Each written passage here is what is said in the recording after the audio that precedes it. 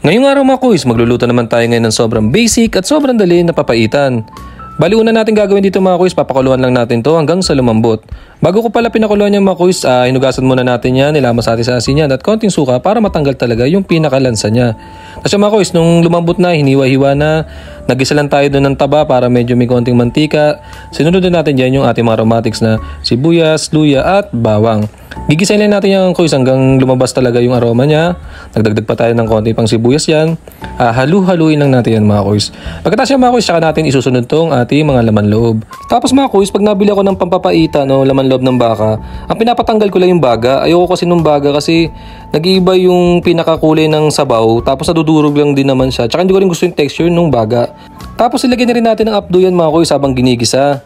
Yung kasi sabi sa akin ni Kuis Donnie yan, habang ginigisa mo, ilagay mo na dyan yung apdo para mas malasahan din dun sa laman bukod dun sa sabaw. Gigisayin natin ang gigisay niya. Tapos dito mga kuys, naghiwa ko ng kalamansi. Kasi medyo bitin talaga yung apdo na binigay sa atin. Kasi alam ko pag yung mga apdo na binibigay sa atin pag nabili tayo dyan sa mga bilihan ng baka, hindi na siya puro, parang may halong tubig na siya. Yan, tapos ang sinabi sa akin ni Kuis Donnie, ang discard daw talaga dyan, lalagyan mo ng kalamansi, pero hindi masasama yung pinakabuto niya kasi sobrang pait na nun. Tapos sabi niya, ang ginagawa rin sa kanila, pwede mo rin daw maglagay ka ng apdo ng bangus pagka gusto mo na medyo mapait talaga, pag wala kang available ng apdo ng baka. Naglagay na rin tayo dyan mga kuys ng siling panigang o siling haba. Maglagay tayo ng hiwa-hiwa at ng buo.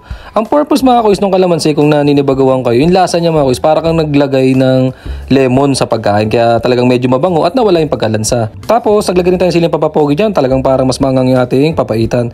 Try nyo mga kuys ha. Ito hindi to sinasabing authentic to pero kanya-kanyang trip to.